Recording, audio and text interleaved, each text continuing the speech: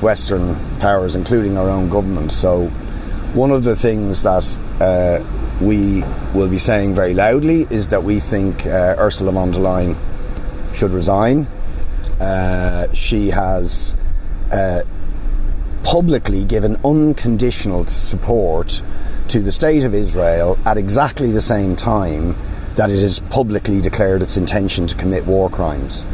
The ethnic cleansing of 1 million Palestinians is, under international law, a war crime. To transfer populations when you are occupying a people is a war crime. And in fact, what Israel is perpetrating now is a second Nakba. In 1948, 750,000 people, Palestinians, were expelled using terrorism and violence by Zionist militia. In just a few days, Israel has used the same tactics of terror and indiscriminate killing to ethnically cleanse 1 million Palestinians. So in front of the eyes of the world, Israel blatantly says we're going to commit war crimes, commits those war crimes, and Ursula von der Leyen gives them unconditional and uncritical support. So we believe she should resign, and resign immediately, and that our government should be associated with making that call. We also think that the Irish government should call immediately for Israel's referral to the International Criminal Court for war crimes. It is something that I think the public should know, that Israel is one of the countries that refuses the jurisdiction of the International Criminal Court. So it claims that it's willing to operate within the confines of international law, but actually refuses the jurisdiction of the International Criminal Court, because essentially Israel believes it can kill Palestinians with impunity and should in no way by anybody be held accountable for those things. But the International Criminal Court has stated that they believe they have the jurisdiction to investigate war crimes in Palestine, and we believe the Irish government should now call for that to happen, and that the resources are put into it. And I would remind people that there was instantaneous calls from our government and European leaders to refer Vladimir Putin to the International Criminal Court for war crimes, quite rightly. So we would expect that same standards will be applied to the state terrorism and war crimes that Israel is committing in front of the eyes of the world. We would also be calling for the government to immediately expel the Israeli ambassador as part of imposing sanctions on Israel for the absolutely barbaric assault on the people of Gaza, for the war crimes, for the ethnic cleansing, and to recognise that the atrocities that Israel is committing are not some sort of act of self-defence over what Hamas did a week ago, but actually are part of an ongoing pattern of murderous assaults, the siege of Gaza, ethnic cleansing, apartheid policies, the seizure of Palestinian land, the annexation of Palestinian territory. Israel has to be held accountable, and we believe that the Irish government should be imposing sanctions itself, breaking off diplomatic and other relations with Israel, and calling on the European Union to do exactly the same thing. Finally, I just want to say that I am receiving multiple calls from Palestinians who are either here living in Ireland and have family who are terrified in Gaza, or just directly people from Gaza who may have Irish connections. And I believe that the Irish government should not only seek to ensure that the 40 Irish citizens who are in Gaza can get out and get support to get out of Gaza, but that anybody who has connections with Ireland, family connections or whatever, that the Irish government would give them every support, give them the visas necessary to escape from the terror that is being posed. I'll just give you one example. I was talking to a woman last night who is studying here in University of Limerick. She's doing a PhD. Her children are here. but her husband was refused a visa to come to this country to see his family, who we haven't seen for a few years. But his apartment block was levelled by Israel in Gaza City over the last few days. He was dug out from under the rubble, miraculously survived, but he is wandering Gaza alone with nowhere to live, and is looking for the Irish government to give him a visa to get reunited with his family and to get out of the horrific situation. And just to say, the woman in question is a UNICEF staff member. She has no political affiliations. She's contributing to Irish society, and her husband has miraculously survived, but they've lost everything. Their home, their business, everything gone. And this is just one little glimpse at the horror that people are suffering, and I think the Irish government should be doing everything to help people get out of that situation and give them refuge here.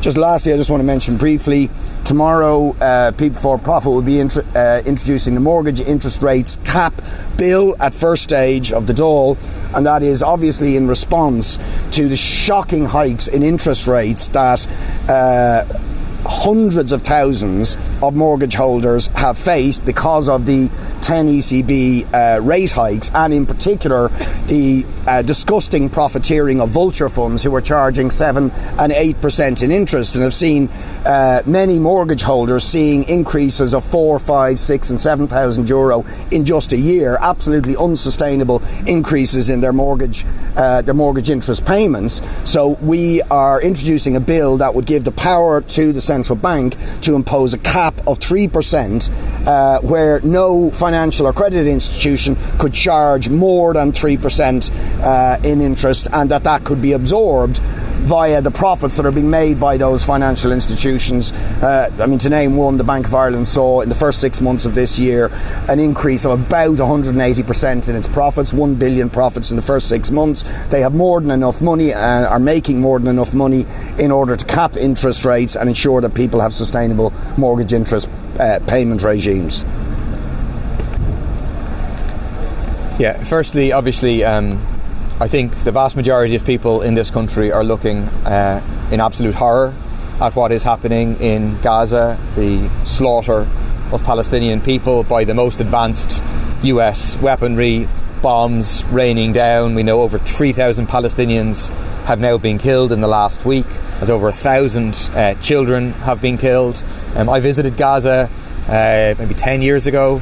I saw just how densely packed, how poor Gaza is, and that the reality is that any of these bombs being rained down, they are targeting civilians, they are hitting civilians. It is civilians who are paying the price, and of course people are looking on in horror because they know not only is this horror taking place now, but that Israel is threatening and I think planning to unleash an even worse horror in terms of a ground invasion that potentially can cost the lives of tens of thousands of ordinary Palestinians in what is very clearly an act of genocide, an act of ethnic cleansing, an act to drive the Palestinians out of Gaza. So I want to appeal to people in Ireland and around the world to come onto the streets this Saturday to demand a stop to the slaughter, a stop to the bombing, no to a ground invasion by Israel. I think millions of people will be on the streets this Saturday. We have to raise our voices as loud as possible to put pressure on our own governments, to put pressure on the Israeli state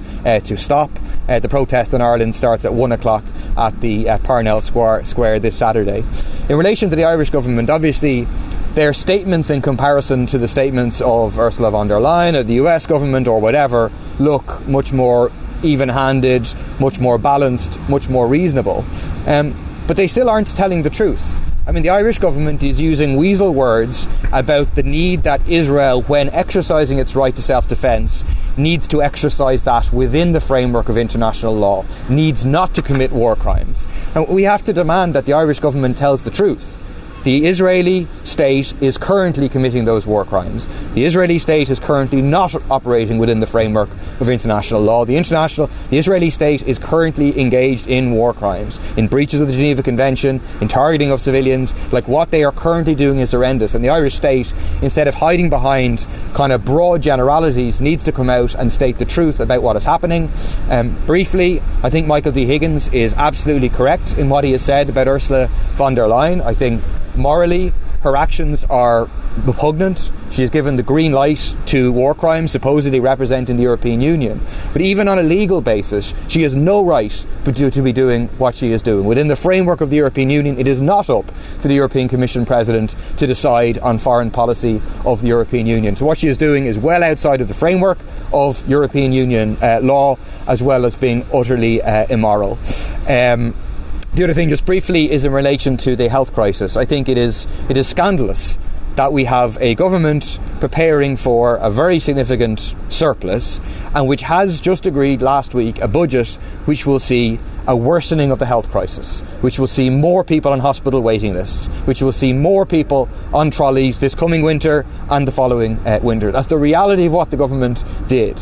And, you know, it seems to me this arises from a debate, discussion, disagreements within government, a lack of confidence by others in Stephen Donnelly, but it is ordinary patients who are going to suffer as a result of the recruitment fees, as a result of the longer waiting lists, as a result of the increasing trolley crisis. That is a scandalous way to act. More money has to be put in to the health service. If the government doesn't have confidence in Stephen Donnelly, and certainly we don't have confidence in Stephen Donnelly, then Stephen Donnelly should be gone as a minister. It should not be ordinary patients who are forced to pay the price for whatever mistakes he is perceived to have made.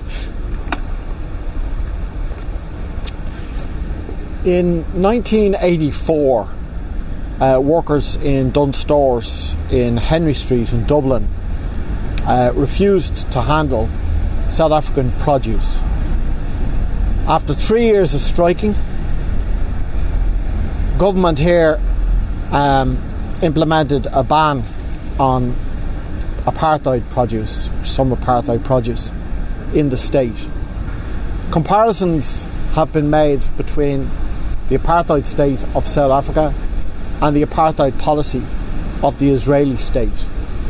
So I want to say today that I think that any worker anywhere in this country who has the courage over the next few weeks, as war is being unleashed upon Gaza, state terror raining down from Israel, any worker who has the courage to refuse to handle Israeli goods, they deserve the full backing, the full support and solidarity of the Irish trade union movement, who need to speak up against the injustices that are taking place.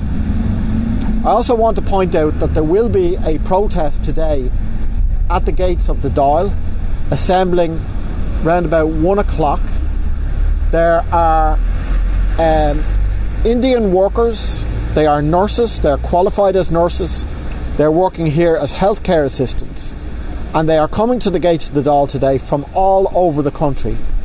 And the reason that they're coming to the gates of the Dáil is that they are being denied the right to access at this time to family visas. So in other words, the state brought them over here to work as healthcare assistants. About 1,000, a little over 1,000 arrived in January. They came on work permits, and their wages are so low that they're not even entitled to apply for family reunification. That means stressful work, really difficult work, and oftentimes at the end of a work shift, given the time difference between here and India, these workers can't even phone their kids.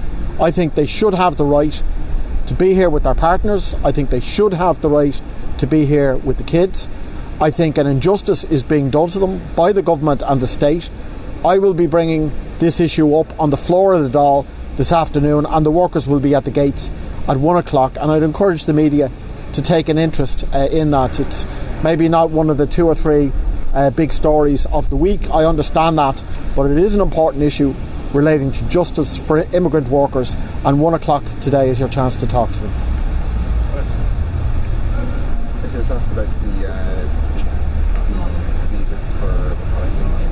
It's something similar to the Afghan admissions program we saw introduced after the Taliban retook Afghanistan. Yes, something like that, or indeed something comparable to what was done for Ukrainian people fleeing Putin's invasion of Ukraine. There was instantaneous access given to people fleeing a terrifying invasion of their country, and I think by any standards, the terror that Palestinians are now having inflicted on them should prompt the Irish government and the European Union generally to do everything they can to provide refuge for people who are fleeing that terror, and in particular if those people have some connection with this country, because that's what I've come across talking to many Palestinians either living here or directly receiving calls from Gaza of people who have connections in this country with family members here, that the government would go out of their way to give them the support to get out.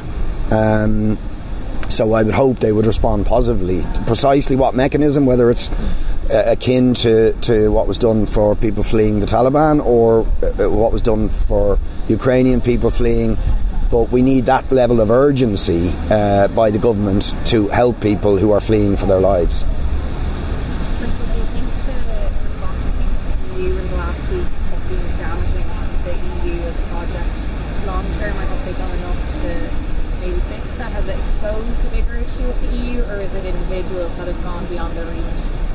Yeah, Ursula von der Leyen went way beyond her remit and stepped over a very big line, and I honestly believe she should resign at this stage. But it poses bigger questions about the European Union's unwillingness to impose sanctions when human rights organisations, when UN committees have stated very clearly and again that Israel was inflicting apartheid policies and engaged in ethnic cleansing against the Palestinian people and imposing an illegal siege on Gaza, and yet no action, no sanctions were ever imposed by the European Union. And it's something that we have raised again and again in here. I raised it with Ursula von der Leyen myself when she was here, and I think there's huge public desire for Israel to be held accountable for the ongoing crimes it's committing, and now the absolute shocking escalation of those crimes against the Palestinians.